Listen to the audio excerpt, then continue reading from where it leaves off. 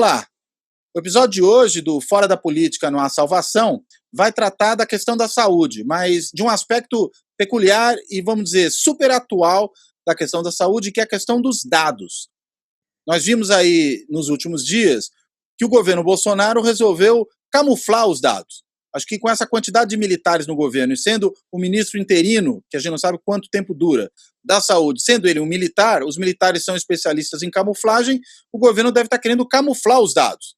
Só que os dados são importantes, porque não apenas eles são um bem público, são de domínio de toda a sociedade, ou deveriam ser, pelo menos, mas eles são fundamentais para a tomada de decisão dos gestores públicos, dos atores políticos e todos aqueles que precisam tomar decisões com relação a políticas públicas. Além, claro, da própria população que precisa ser informada.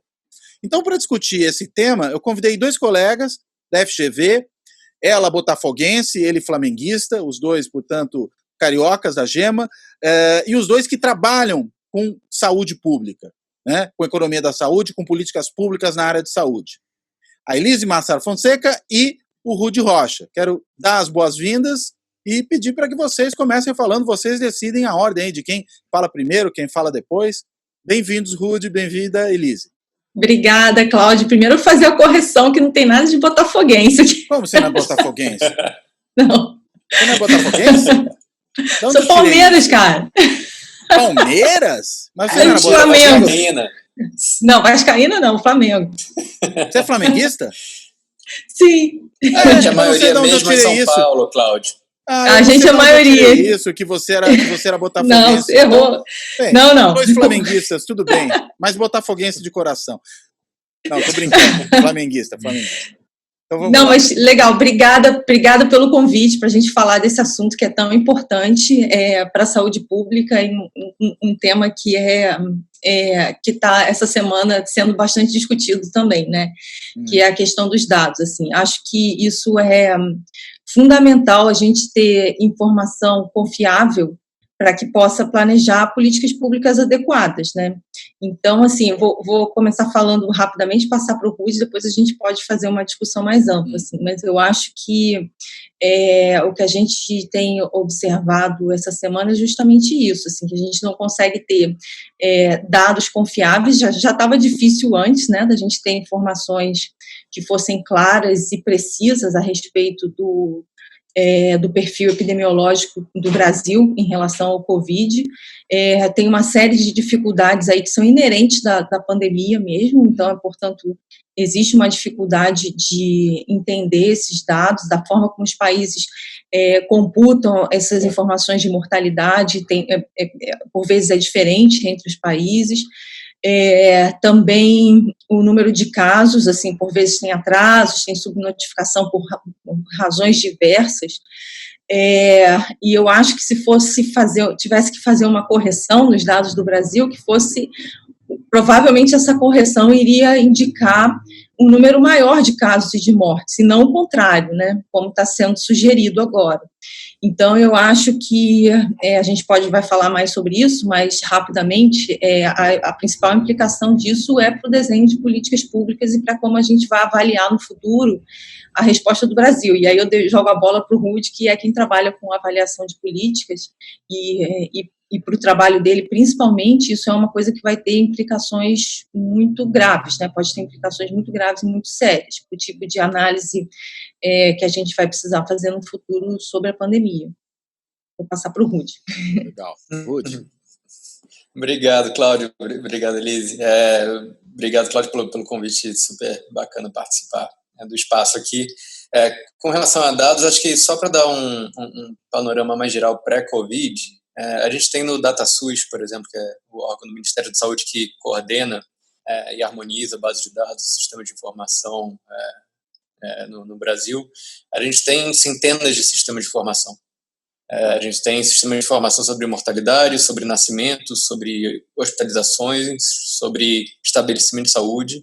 E aí a gente está falando de microdados disponíveis publicamente, que chegam na casa dos milhões de observações. Então, a gente tem uma longuíssima tradição de coleta, harmonização e disponibilização desses dados. Eu estou falando de décadas de trabalho muito bem feito. Em alguns sistemas, trabalho super importante. e que apoia não só, né, pesquisa, mas a gestão. Então, para vocês terem uma ideia, o Sistema de Informação Hospitalares do DataSUS, do Ministério da Saúde, coleta entre 10 e 12 milhões de internações por ano, né, e disponibiliza internação por internação publicamente no site. Isso nos ajuda a fazer pesquisa e não só nos ajuda a fazer pesquisa, como funciona com um sistema de informação que permite que os pagamentos sejam feitos. É um sistema de pagamento também. De transferência de recursos da União para estados, de estados para municípios, esse tipo de pagamento. Isso, para bancar, por exemplo, hospitais para cobrir parte das internações, do custo hospitalar. Então, isso é só um exemplo, a ponta do iceberg, né? São centenas de sistemas de informação que sempre foram exemplo, né, aqui no país. Então, se a gente tinha uma fortaleza agora falando de Covid, durante a Covid, era uma capacidade muito grande de vigilância e de coleta e harmonização de dados. Então, isso sempre foi uma fortaleza nossa, no Brasil. E sempre chamou muita atenção dos nossos colegas internacionais, de outros pesquisadores e de outros gestores. E ao invés de usar essa fortaleza, desde o começo da crise, a gente está simplesmente jogando fora isso, né? Como a gente está jogando fora outras fortalezas também no nosso sistema de saúde. Então, esse último capítulo de contestação, né, de dados, etc., é mais um capítulo muito negativo, né, para a gestão da crise. É muito sério. Então, não só isso, mas acho que é importante chamar a atenção de que outros sistemas de informação podem ser também, eventualmente, alterados e devido a uma incompreensão do gestor incumbente com relação à importância de tudo isso para a gestão, planejamento, monitoramento e pesquisa sobre o sistema de saúde no Brasil. Então, isso é bem grave, na verdade. Agora, será que é só incompreensão? Ou será que existe algum outro tipo de intencionalidade aí? Porque é uma coisa tão surreal, eu acho, que é difícil imaginar que, na verdade, não haja uma intenção mesmo de ocultar esses dados, não? Eu acho que com certeza tem, né? Pelo que a gente tem observado assim na mídia, o que se sabe sobre isso é que essas informações estão sendo alteradas de forma a mascarar e diminuir o número de mortes e casos que a gente tem no Brasil. Então, sem dúvida nenhuma, tem uma intenção por trás disso, assim. Eu acho que, só complementando aí o que o Rudy falou, que eu acho outro sistema de informação também de doença infecciosa muito importante que a gente tem é o Monitor-AIDS, né, que inclusive inclui, o Monitor-AIDS é um sistema de monitoramento de HIV/AIDS, inclui informações também de planejamento. Então, assim, é muito importante para a gente entender. A gente sabe hoje que tem regiões do país que têm muito mais dificuldade de enfrentar a pandemia e, portanto, desenha políticas públicas que sejam específicas para essas regiões e que respondam à necessidade dessas regiões, graças a esse sistema de informação que é tão completo e importante, assim. Então, a gente sabe hoje, por exemplo, em Manaus, é uma região que a gente tem muita dificuldade de enfrentar os casos de HIV, né, no Amazonas. Então, assim, o Ministério da Saúde, ao longo dos anos, desenvolveu políticas públicas que fossem específicas para essa região e para a necessidade dessa região. Com os casos de Covid agora, fica mais difícil você fazer isso, né, inclusive financiar essas regiões que precisam, que vão precisar mais do recurso. Mas por que é difícil, só para entender? Quais são os motivos? Porque a gente não consegue saber, o número de casos exatos, provavelmente vão receber menos recursos do que precisam. Se isso é uma das formas de transferência dos recursos, a forma como os recursos vão ser transferidos, também planejar o que vai ser feito nessas regiões, né? Mas, voltando à sua pergunta da intencionalidade, sem sombra de dúvida, a gente percebe que tem um movimento estranho, que não é comum no Ministério da Saúde, assim, isso não é o padrão de resposta. O Ministério da Saúde, ele tende a ser um ministério bastante técnico ao longo dos anos, assim. Falo isso também, já falei isso em outras situações, em outras apresentações, isso não é achismo, assim, isso são baseados em dados de pesquisa lá do nosso grupo, que tem levantado o perfil dos secretários, o perfil dos ministros, e de alguns diretores de departamento ao longo de todo o período de redemocratização, e a gente observa que, no geral, assim, o Ministério da Saúde tende a ser muito técnico, assim, formado por pessoas da área de saúde que entendem o funcionamento do SUS, que entendem essas dificuldades dos dados e essas fortalezas de usar esses dados, né?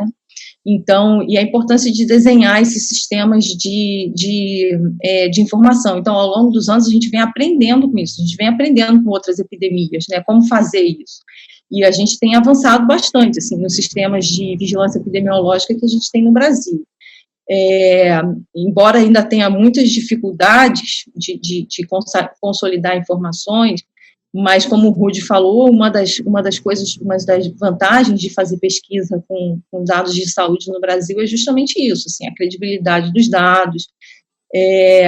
Então, assim, isso difere bastante do que a gente viu até agora acontecer no Ministério da Saúde, tá? Isso é um período, uma coisa que é uma exceção, a gente não é o normal, assim, do que acontece no Ministério da Saúde. A gente vinha vendo até então uma resposta bastante técnica, tanto do ministro, né, o ministro Henrique Mandetta, mas de toda a equipe que assessorava ele ali, eram pessoas, claro que ele é o líder, né, ali ele era o líder no Ministério, mas tem um conjunto de pessoas que atuam junto com ele, que informam, né. E o que a gente vem vendo agora é uma mudança muito grande nisso, assim, nessas pessoas. Com o ministro Pazuello. Com o ministro Pazuello, e já veio um pouco com o Nelson Tais, né, e agora, com certeza, essa mudança, essa possibilidade de entrar pessoas que não têm perfil de saúde, que não conhecem o SUS e que não sabem como funciona a estrutura do sistema, a organização do sistema, é completamente diferente do que a gente vinha vendo até então, né. Então, assim, isso preocupa bastante, assim, o entendimento dessas pessoas sobre o que é saúde pública e como deve funcionar esses sistemas de vigilância e a integração com os estados e municípios. Eu acho que é isso. Assim. Agora, essa continuidade, Elise, a que você fez menção, que diferentes governos mantiveram uma orientação bastante técnica na área de saúde, na área de produção de dados importantes para políticas públicas em saúde. Você está pensando no período desde 1985, com a redemocratização, pós-88, com a criação do SUS, que a gente teve governos de vários partidos aí, né? A gente teve Sarney, teve Collor, teve Itamar, teve os governos do Fernando Henrique, do PSDB, depois teve os governos petistas, aí teve o governo Temer. Quer dizer, até Mandetta você tem uma certa continuidade. Sim. Você vê, até, vamos voltar lá atrás, né, no Collor, quando ele nomeou Alceni Guerra, que a gente até estava conversando outro dia sobre isso. Ele é um médico, ele é uma pessoa da política, sem dúvida nenhuma, mas ele é um médico, ele conhece, ele, no geral, tá, assim, as nomeações foram sempre quadros técnicos, e quando não eram, se calçavam dos técnicos. Então, assim, um ministro bastante controverso, que foi o Ricardo Barros, por exemplo, ainda assim, se você vê as nomeações que ele fez para as secretarias... Aí governo Temer já, né? No governo Temer, e no dos dois extremos, assim, também eram nomeações muito técnicas, né? Mesmo embora com toda a dificuldade que a gente tinha da comunidade de saúde pública, que sempre participou muito da política de saúde, em maior ou menor grau, mas a gente sempre teve participação de pessoas ligadas à Universidade de Saúde Pública, à Faculdade de Saúde Pública no Ministério da Saúde, desde o período até um pouco antes, né, a gente sabe que tinham lá pessoas como o próprio ministro Temporão, que foi presidente do INAMPS, então, assim, aquele período finalzinho da ditadura e começo da redemocratização, já tinha pessoas vinculadas à Fiocruz, à USP, dentro do Ministério da Saúde, e a gente tem até uma teoria que fala que a reforma ela foi feita por dentro, né, da burocracia, porque esses quadros técnicos já integravam ali no final da ditadura o Ministério da Saúde. Foi graças ao andamento que eles deram à política de saúde que a gente conseguiu fazer uma reforma. Tinha até uma discussão se a reforma deveria ser via burocracia ou via Congresso, enfim. mas, de todo modo, assim, são quadros muito técnicos. Eu observando, assim, os dados, eu não vi em nenhum momento militares ocupando cargos tão altos quando a gente vê agora, no período do Bolsonaro, tá? E pessoas nessa quantidade, eu presumo, também, né? Nessa quantidade, também, cargos que são chaves. Assim, existem cargos dentro do Ministério da Saúde, o próprio cargo que o Wizard ia ocupar, a Secretaria de Ciência, Tecnologia e Insumos Estratégicos, é uma secretaria muito importante. É ali que faz a compra de medicamentos, é ali que faz parcerias com indústrias farmacêuticas, é ali que está a incorporação, uma parte da incorporação de novas tecnologias no SUS. Hoje em dia, isso tudo é feito de uma forma muito transparente, baseado em protocolos. Ali é feitos protocolos clínicos, por exemplo, né, desenhado protocolos clínicos junto com a Conitec, que é a de incorporação de novas tecnologias. Ou seja, todo o lobby farmacêutico, o núcleo de interesse dele está na SCTI, né, Secretaria de Ciência, Tecnologia e Insumos Estratégicos. Por outro lado, o protocolo da cloroquina passou por ali também? Provavelmente. Então, eu acho que não passou por lugar nenhum, né? Passou pela cabeça do presidente. Eu acho que ninguém assinou aquilo ali, né? Pelo que eu vi ali, não teve assinatura de ninguém, mas geralmente passa pela Conitec. Que é onde, quer dizer, dos técnicos. Exatamente. A Conitec é a Comissão de Incorporação de Novas Tecnologias. Então, se você quer incorporar um medicamento novo ou que ele tenha uma outra utilização, isso tem um protocolo dentro do governo, né? Você tem que ter uma aprovação da Anvisa, se eu não me engano, também da Comissão de Incorporação de Novas Tecnologias, que define os protocolos. O que são os protocolos? Isso é muito importante, porque o médico do SUS, ele não prescreve as coisas da cabeça dele. Existem enfermidades que têm protocolo, por exemplo, tuberculose. Que medicamentos o SUS oferece para tuberculose? Então, que medicamentos o médico vai tanto no SUS quanto fora do SUS, viram uma orientação, tá? No caso do HIV/AIDS, por exemplo, existem várias linhas de tratamento. Aquele paciente que entrou primeiro, é a primeira vez que ele vai ser medicado, então ele tem um determinado protocolo. Se ele falha, ele passa por um outro protocolo. Se ele já não responde a nenhum medicamento, o Ministério da Saúde sugere uma nova linha de medicamentos. São medicamentos muito caros, assim, você não pode prescrever, por exemplo, um medicamento de terapia de salvagem, que é de última linha, para a entrada de um paciente. Então, existe isso em termos de racionalização do que vai ser gasto, né? Então, assim, a cloroquina, ela é utilizada para o tratamento de malária, existe um protocolo para isso, e não tem um protocolo para o Covid ainda. A gente não sabe que dosagem o paciente tem que tomar e nem que tipo de efeitos isso pode acontecer com o paciente, portanto, mas só para a gente não fugir muito do assunto aqui dos dados, é por ali que passa esse tipo de decisão. Então, sem dúvida nenhuma, assim, a gente tem uma diferença grande do padrão do que está sendo feito agora, em termos de dados, em termos de composição do Ministério, para o que tinha antes. Rude.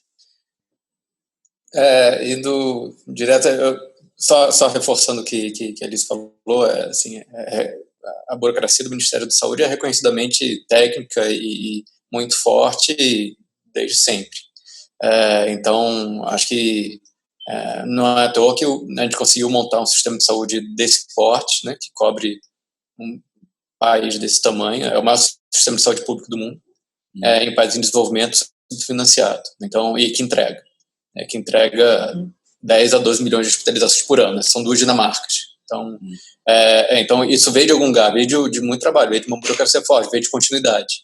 Mesmo com alteração alternativa de partidos e governos, teve continuidade não só no Ministério da Saúde, como em várias burocracias locais também. Se for em alguns municípios, tem uma longa tradição de um trabalho super bem feito, super forte, super técnico, ao nível local. Então, e a construção desse sistema de informação veio com isso, e veio junto, e foi muito bem feito. Reforçando também com relação à importância desse sistema de informação, em épocas de epidemia e de crises como essa, Existe um protocolo, como a Elis falou de protocolo, mas existe um sistema de informação que é o SINAM, que acompanha agravos infecciosos. SINAM significa o quê, você sabe? Sistema de Informação Nacional de Agravos.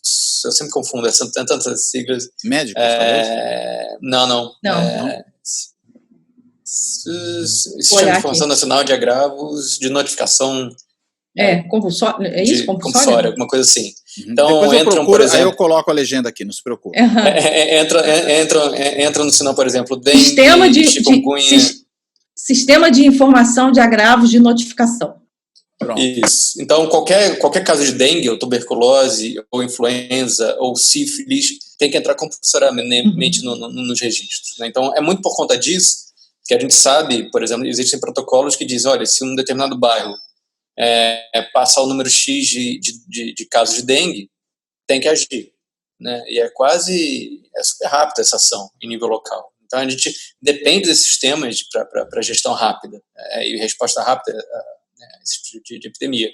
Então, só reforçar que é muito importante. Outra coisa que acho que vale a pena mencionar, e aí respondendo diretamente a sua pergunta, Cláudio, eu acho que muito embora eventualmente exista uma intenção do Ministério em dificultar o acesso à informação, a gente tem que lembrar que o sistema de informação do DataSUS, do Ministério da Saúde, são construídos de baixo para cima. Então, a informação nasce lá no município, nasce no estabelecimento de saúde, é coordenado e coletado a nível do município, do estado, e que alimenta o federal. E o federal coleta, armazena, harmoniza e dissemina. Mas a informação, o processo de geração dessa informação é lá embaixo. E vai continuar sendo feito. Agora, falta, como tem faltado em ao longo de toda a crise, a coordenação de esforços. Mas a vigilância continua ativa na ponta. Né? Então, eu acho que dificilmente a gente vai parar de ter um fluxo de informação sobre os casos. Tá? Eu torço para que isso não aconteça, eu torço para que as burocracias locais continuem com o trabalho, e não só isso, a gente já vê iniciativas de grupos, seja de pesquisadores na academia, ou de organizações da sociedade civil, ou de organizações de gestores de saúde, se mobilizando para manter o fluxo de informação ativo e normalizado. Tá? Então, na verdade, em última instância, me parece um grande tiro no pé, né? Porque é tudo de ruim, um tipo de constrangimento desse. Né?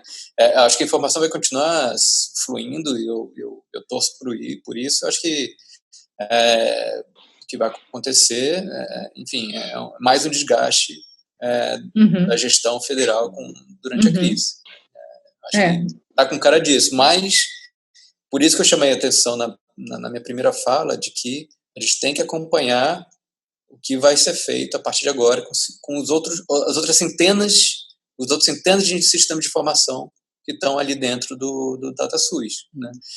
Só para vocês terem uma ideia, dentro do DataSUS, o tipo de informação que tem lá nos microdados é ao nível do nome, sobrenome, endereço das pessoas. Então, são milhões e milhões de internações com nome, sobrenome e endereço. Óbitos, nascimentos. Isso continua rolando, né? Isso continua sendo produzido, felizmente. Isso continua sendo produzido, porque vem de baixo, mas a gente tem que lembrar que essa riqueza de informação está ali, né? Então, sistemas que fazem gestão e notificação de HIV/AIDS tem nome e sobrenome das pessoas. Está lá, disponível para o gestor lá no Ministério da Saúde. E todos os outros agravos que são super sensíveis. Tá? Então, acho que a sociedade civil tem que ficar alerta e apoiar a burocracia, que sempre foi muito forte do Ministério da Saúde, para que esse trabalho continue sério, responsável, seguro e contínuo, né? Para a gente não ter mais surpresas desagradáveis pela frente. Isso que o Rudy falou é uma coisa importante, porque a gente já viu logo uma movimentação tanto da imprensa para tentar acompanhar o que está sendo feito, né? Eles fizeram quase um sistema de informação paralelo para acompanhar os dados de Covid. Eu acho muito importante também falar disso, de como a sociedade civil dessa área de saúde coletiva acompanha e monitora muito essas decisões do governo, do que tem sido feito, assim, isso é um trabalho importantíssimo. Se a gente volta atrás numa decisão dessa, é muito por conta de pressão desses grupos que entendem e acompanham a política de saúde no Brasil. Isso é uma característica do Brasil, assim, de a gente ter instituições como a Fiocruz, como o Departamento de Medicina Preventiva na USP, outros centros de pesquisa que a própria rede de pesquisa solidária da USP, coordenado lá pelos nossos colegas do DCP, o pessoal do CDPLAR, que tem feito o acompanhamento das ações que os governos estaduais têm feito com relação ao Covid. Então, assim, eu acho que tem muita gente acompanhando e muita gente alertando para isso. Se você me permite, sem falar, CONAS e CONASEMES. Também, exatamente. Se posicionaram muito fortemente agora. Os conselhos, né?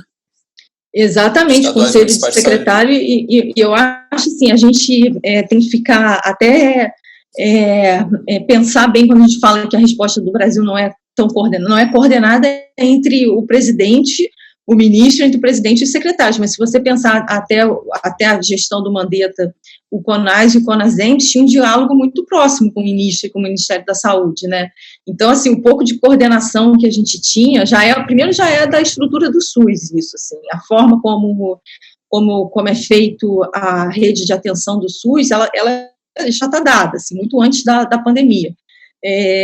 Então, assim, a gente tem a estrutura do SUS, desses conselhos, estavam funcionando muito bem. Pelo que eu estou entendendo e acompanhando das notícias da mídia, assim, a gente, nesse momento, não tem muito como entrevistar as pessoas, está todo mundo envolvido nisso, mas o que a gente acompanha das notícias, a partir de agora que esses conselhos têm tido mais dificuldade de acessar o Ministério da Saúde, né? Essa história de que eles não foram nem convidados para a posse do ministro. Então, assim, isso demonstra como eles não têm participado tão de próximo, assim, como participavam antes. Então, assim, a própria organização deles, para também criar um sistema de informação paralelo, demonstra que se tentarem mascarar as informações do Covid, não vão ser bem sucedidos, né? Porque, como o Rudy disse, a informação vem de baixo. Assim. E ela vai chegar, né? Quer dizer, pelo que vocês estão falando, tanto pela atuação dos governos subnacionais aí na coordenação das ações para conter a pandemia, estou pensando medidas de isolamento social, quarentena, etc., como também na produção de informação, o que nos está salvando de uma situação pior é o federalismo brasileiro, né? E o SUS como estrutura, né? Que tem tudo a ver com o federalismo brasileiro, né? Sem dúvida nenhuma. Não tem a menor dúvida. A gente está acompanhando alguns dados, por exemplo, novos investimentos no sistema, isolamento social, legislação relativa a isolamento social e isolamento social de fato, estão seguindo as regiões onde a crise está mais séria. Então, muito embora não exista uma coordenação federal, está totalmente solto lá em cima, desamarrado, o sistema está tentando reagir em direção, alocando esforços e recursos em direção onde a coisa está mais feia mesmo. Então, o sistema está vivo, né, ele está funcionando. Claro que se tivesse uma coordenação mais firme lá de cima, ajudando com vigilância, coordenando, etc. e tal, melhoraria, em outro patamar. Né? Mas o SUS está vivo, está funcionando, claro, em alguns lugares com mais ou menos dificuldade, óbvio, mas ainda está ativo. Agora, e, de novo, é uma longa construção isso. Acho que é difícil de derrubar. Qual pode ser o efeito, então, concreto desse tipo de manipulação de informações? Politicamente a gente até entende, né? Você está escondendo informação da população, você está boicotando a imprensa que tem sido muito crítica ao governo. Agora, para as políticas em saúde, esse tipo de boicote, né, esse tipo de camuflagem de informação, tem algum efeito real? Com certeza. Como a gente falou aqui, assim, para planejamento, transferência dos recursos... Estou pensando em função do que vocês disseram, que os dados vão sendo produzidos ainda por outros, né? Só por isso que eu estou pontuando isso. A gente, olha só, uma coisa que eu queria chamar a atenção, assim, que essa questão dos dados é muito importante para a gente planejar políticas, tá? No caso do Covid, isso está sobressaindo, é uma pandemia, a gente precisa muito de informações rápidas e precisas para tomar decisão. Mas, só para te dar um exemplo, assim, de uma outra situação que a gente, por vezes, tem dificuldade de ter acesso aos dados. A gente tem uma aluna, que é a Luísa, que está fazendo pesquisa sobre hepatite na Espanha.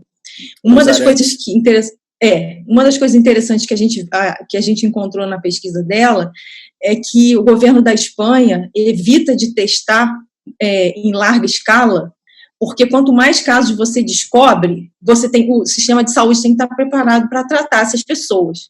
Então, não existe na Espanha, por exemplo, uma testagem em massa, como a gente fez aqui no Brasil.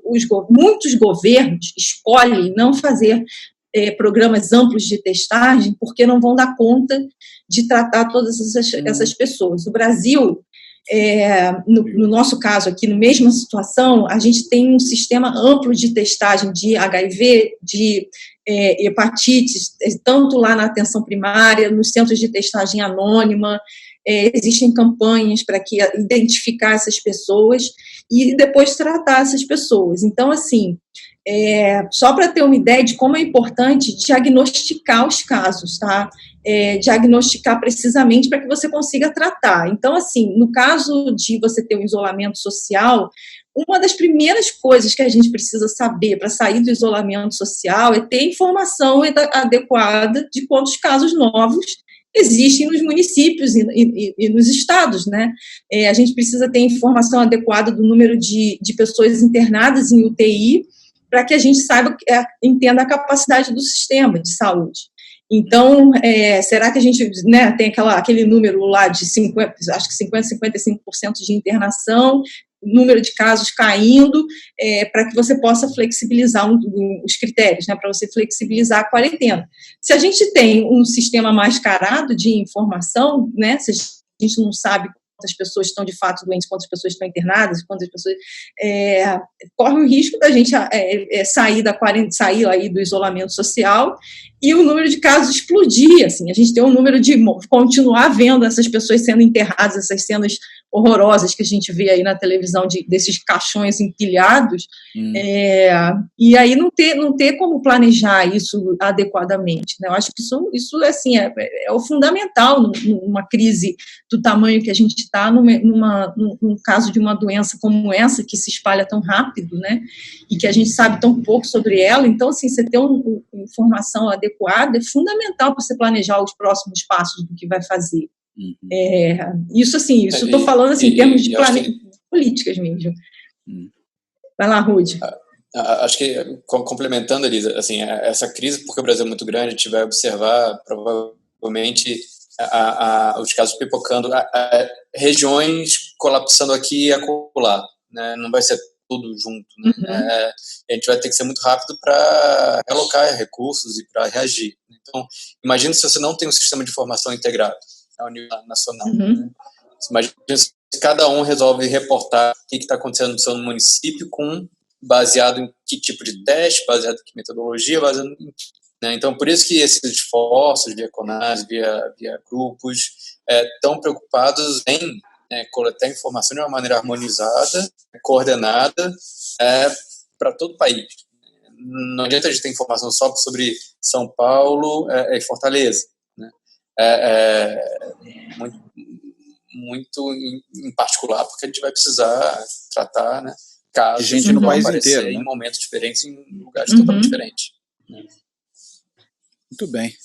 Gente, mais alguma questão que vocês queiram colocar? Não, eu só queria fazer a propaganda aqui do pessoal lá da USP, da Rede de Solidariedade. Faça, mais que eles lançaram um boletim agora, boletim número 9, que fala disso também, assim, não desse caso específico dos números mascarados, mas da dificuldade de você ter informações precisas sobre UTIs no Brasil e como isso dificulta o planejamento de políticas públicas. Então, assim, e no caso da Covid. Então, acho que é legal também para quem tiver interesse olhar lá o trabalho deles. Está em inglês aqui, Public Policy and Society's Response, Covid-19, assim, é um policy briefing sobre esse número de UTIs para Covid, é o número 9. Legal. Bem legal, assim, acho que vale a pena para quem tem interesse aí nesse assunto e também nessa questão dos dados e políticas públicas.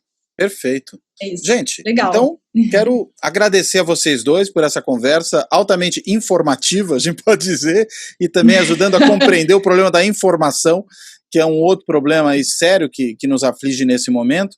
E é realmente impressionante, né, que diante de tanta confusão que a gente já está vivendo, além de tudo, ainda tem que lidar com esse problema de sonegar a informação, né, de falsificar a informação, ocultar a informação, era só o que nos faltava. Mas, por outro lado, vocês deram um fio de esperança, né, porque a gente tem um sistema estruturado, institucionalizado, podemos dizer que nesse sentido as instituições estão funcionando, né, que tem segurado os arbítrios do governo, inclusive nessa área aí de boicotar a informação de saúde, de sonegar a informação de saúde que a sociedade precisa ter. Então é isso, quero agradecer a vocês, deixo só as últimas palavras aí para a despedida. Obrigada pelo convite, estou muito feliz e muito honrada de estar aqui no seu programa do YouTube, que eu acompanho, sou muito fã dos seus comentários e das suas análises. Obrigado, Elise. Rudy? Agradeço também, Cláudio, prazer estar aqui com você, em parceria com a Elise. Muita vida longa aí para o programa, acho que está sendo super bacana, super legal, um monte de gente acompanhando, eu estou acompanhando. E tomara que quando a gente volte lá para o nosso restaurante, lá na hora do almoço, no Cabral, que o programa continue, né, que seja... Não, continuará. O difícil era começar. A gente tem que fazer um programa lá no Cabral também. Podemos, né? Fazer locações externas. Filmar nossas conversas maravilhosas do almoço, assim, isso é muito legal. Com certeza, quando a vida voltar, minimamente que seja ao normal, né? Então, legal. Valeu, Cláudio, brigadão. Valeu, gente. Obrigado, então, Cláudio. Obrigado, Rudy, obrigado, Elise. Eu vou, então, encerrar aqui mais esse episódio do Fora da Política Não Há Salvação, que muita gente está chamando por aí de Fora da Política Não Há Solução, mas também vale, e a gente tratando aí dessa questão tão crucial que é a questão da informação em saúde, de como isso é importante para que as políticas públicas realmente funcionem. Então, fico por aqui, até a próxima, tchau, tchau. Obrigada. Obrigado a vocês. Se você gostou desse vídeo, não esqueça de colocar sua curtidinha aí embaixo e, claro, se inscrever no canal. Além do canal do YouTube, o Fora da Política Não Há Salvação está disponível também no podcast, em mais de 16 agregadores de podcasts. Acompanhe a gente. Um abraço, até a próxima.